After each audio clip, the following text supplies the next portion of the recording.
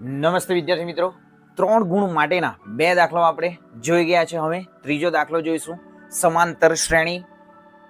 ત્રીજો દાખલો છે સમાંતર શ્રેણીના પ્રથમ 7 પદનો સરવાળો 49 અને 17 પદનો સરવાળો 289 હોય તો તેના પ્રથમ n પદનો જે સરવાળો શોધો. વિદ્યાર્થી મિત્રો, ખાસ આ જે દાખલો છે ઘણો લોંગ પણ થશે, તો ખાસ વિડીયોના અંત સુધી બન્યા રહેશો અને 3 માર્ક્સમાં વિદ્યાર્થી મિત્રો પૂછાશે.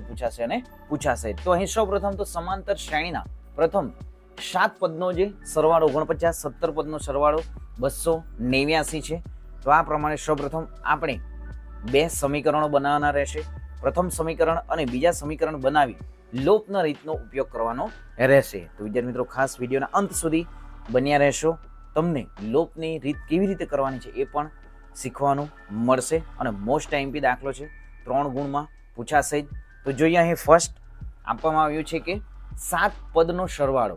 તો અહીં 7 પદનો સરવાળો એટલે કે S7 બરાબર 49 છે અને S17 બરાબર 289 છે. તો આપણે સૌપ્રથમ SN શોધવાનું છે. જોઈએ અહીં S7, તો S7 જે છે એમનું જે SN નું આપણે સૂત્ર લખીશું. તો SN નું સૂત્ર શું થશે? અહીં SN બરાબર n/2 મોટા કૌંસમાં 2a પ્લસ n-1 ગુણ્યા d મોટો કૌંસ પૂરો. તો અહીં SN જે છે એ શું છે? 7 છે અને n ની કિંમત શું છે? અહીં 7 છે, 7/2 2a પ્લસ n જે છે n અહીં n-1 અને d છે. તો અહીં શું કરીશું આપણે? d જે છે કૌંસ સાથે ગુણાકાર કરીશું. તો શું થશે? અહીં જે n માટે અહીં 7 -1 અને d. હવે d ના આપણે જે કૌંસ સાથે ગુણાકાર કરીશું. હવે S7 બરાબર શું છે? 49. તો અહીં 49 લખીશું બરાબર 7/2. હવે 2a, હવે 7 ગુણ્યા d 7d અને -1 ગુણ્યા d એટલે 1d થશે. હવે 7d અને 1d શું થશે? તો અહીં જે 7d, ભલે વિદ્યાર્થી મિત્રો અહીં એક સ્ટેપ વધારે લખીશું, 7d અને -d. અહીં 7d -d. હવે 2 જે છે એ શું થશે? અહીં ગુણાકાર છે, 2 છે એ અંશમાં જશે બરાબરની ડાબી બાજુ આવતા. તો 49 ગુણ્યા 2, જે 7 જે છે અંશમાં છે, છેદમાં જશે. હવે 2a ના 2a પ્લસ 7d -d, તો શું થશે? અહીં 6d થશે. હવે અવયવ પાડીશું, 7 ગુણ્યા 7, તો 7 7 ડિલીટ થશે. તો 7 દુ 14 બરાબર 2a પ્લસ 6d. તો અહીં જે સમીકરણ આપણે એક નામ આપીશું. હવે નેક્સ્ટ જોઈએ સમીકરણ જે બનાવીશું S17. તો અહીં S17 બરાબર n/2 મોટા કૌંસમાં 2a પ્લસ n-1 ગુણ્યા d. હવે અહીં S17 ની કિંમત છે 289, n છે ત્યાં 17 મૂકીશું, 17/2 2a પ્લસ 17 -1d. હવે 289 છે એમને અંશમાં જ રહેશે, 2 બરાબરની જમણી બાજુ છેદમાં છે, તો બરાબરની ડાબી બાજુ જતા અંશમાં લખાશે. અહીં બરાબરની જમણી બાજુ 17 અંશમાં છે, બરાબરની ડાબી બાજુ જતા છેદમાં લખાશે 17 બરાબર. હવે 2a પ્લસ 17d -d. તો અહીં 289, તો એમના અવયવ પડશે 17 ગુણ્યા 17. તો 17 17 ડિલીટ થશે. 17 દુ શું થશે? અહીં 17 દુ 34 બરાબર 2a પ્લસ 17d -d, તો 16d થશે. તો અહીં સમીકરણને આપણે સમીકરણ 2 નામ આપીશું. હવે પ્રથમ સમીકરણ અને બીજા સમીકરણને આપણે એક સાથે લખીશું. તો આપણું જે સમીકરણ જે છે, પ્રથમ સમીકરણ શું હતું? તો અહીં 14 બરાબર 2a પ્લસ 6d. બીજું સમીકરણ હતું 24 બરાબર 2a પ્લસ 16d. તો અહીં આપણે લોપની રીતનો વિદ્યાર્થી મિત્રો ઉપયોગ કરીશું. દ્વિચલ સુરેખ સમીકરણના જે દાખલાઓમાં આપણે ઘણા બધા દાખલાઓ લોપની રીતના ગણી ગયા છે વિદ્યાર્થી મિત્રો. જે વિદ્યાર્થી મિત્રો એ વિડીયો જોયા નથી એ સૌપ્રથમ વિડીયો જોઈ લો. અને હવે આપણે શું કરીશું? અહીં જે 14 છે 2a તો અહીં 2a પ્લસની નિશાની છે. આપણે લોપ કરવાનું હોવાથી જે 2a ને 2a ને ડિલીટ કરવાનું છે. તેથી અહીં શું કરીશું? જે ચિહ્નોની નિશાની બદલીશું. તો અહીં પ્લસ છે, માઇનસ થશે, પ્લસ છે, માઇનસ થશે, પ્લસ છે, માઇનસ થશે.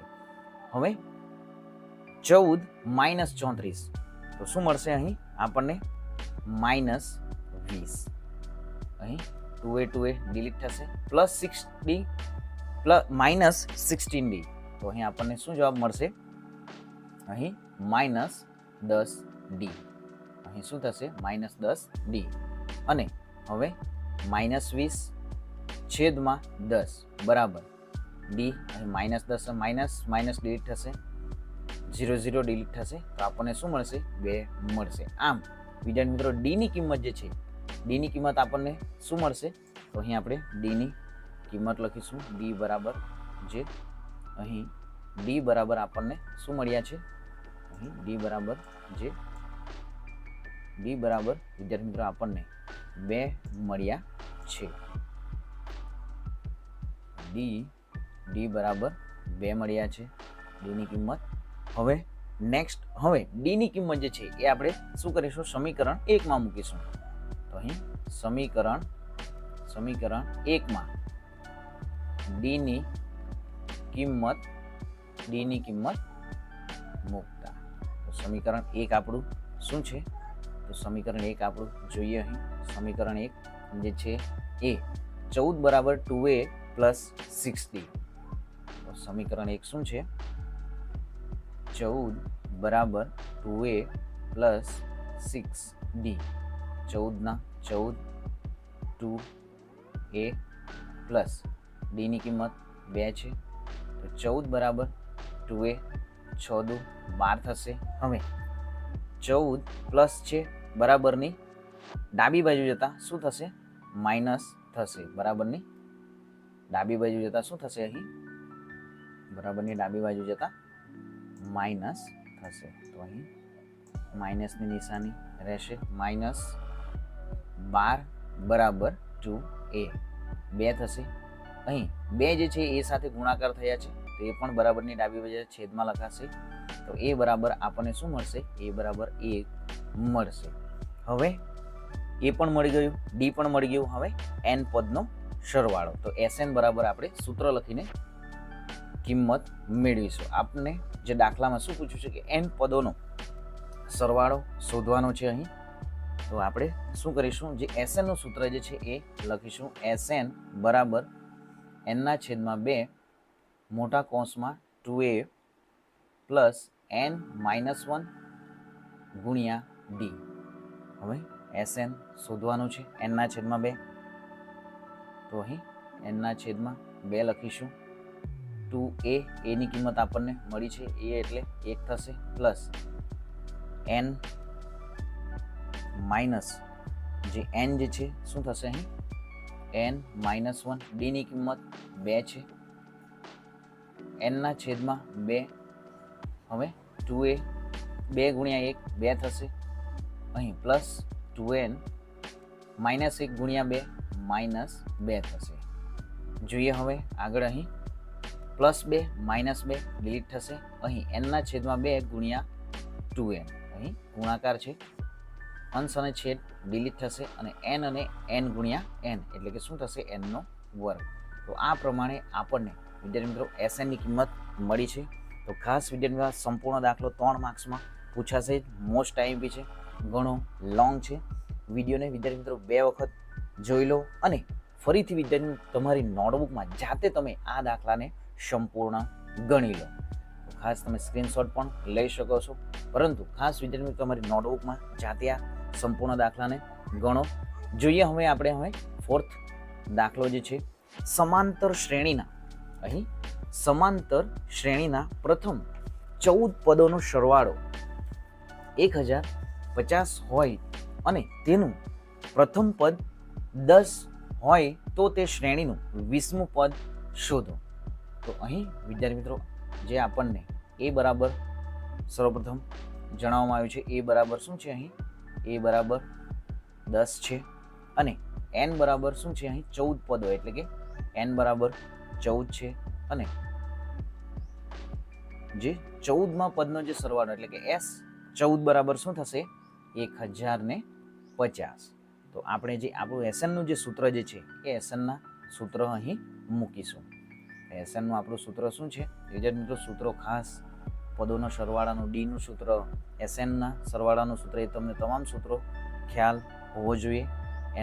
SN n ના છેદમાં 2 મોટા કૌંસમાં 2a પ્લસ n-1 ગુણ્યા D. હવે સૌપ્રથમ તો વિદ્યાર્થી મિત્રો આપણે SN ની કિંમત મૂકીશું. SN ની કિંમત છે 1050 બરાબર n ની કિંમત છે આપણી પાસે 14/2, 2 ના 2 એ છે 10 પ્લસ n જે છે એ 14 છે, 14 માઇનસ 1 અને D ની કિંમત આપણે શોધીશું. હવે અહીં અંશ અને છેદ ડિલીટ થશે, 7 રહેશે. 1050 7 શું થશે, અહીં 10 દુ 20 થશે પ્લસ 14 માઇનસ 1 13 થશે, D એટલે કે અહીં 13D થશે. હવે 1050 ના 50, 7 દુ 14 140 થશે પ્લસ 13 7 શું થશે, 91D. હવે 1050 ના 50 બરાબરની જમણી બાજુ 140 છે, ડાબી બાજુ જતા માઇનસ થશે, 140 91D. 1050 માંથી 140 ને બાદ કરીશું તો આપણને શું મળશે, 910 છેદમાં 91 બરાબર અહીં બરાબરની જમણી બાજુ 91 જે છે એ ગુણાકારમાં છે, છેદમાં જશે. અહીં શું કરીશું, અવયવો પાડીશું. તો અવયવ પાડતા અવયવો શું પડશે, અહીં 91 ગુણ્યા 10 છેદમાં 91 બરાબર D. 91 ડિલીટ થશે, તો આમ D બરાબર આપણને શું મળશે, D બરાબર આપણને મળશે 10. હવે આપણે શું શોધવાનું છે, 20મું પદ શોધો, શ્રેણીનું 20મું પદ શોધવાનું છે.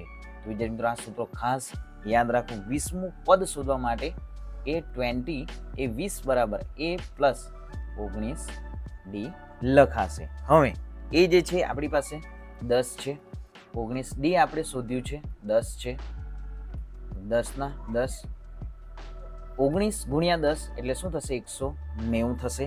આમ આપણને 20મું પદ જે છે એ શું મળશે, 200 મળશે. વિદ્યાર્થી મિત્રો ખાસ આ પ્રમાણે સંપૂર્ણ દાખલો શોધો, જે ગણવાનો રહેશે, તમારે અંતે લખવાનું રહેશે કે 20મું પદ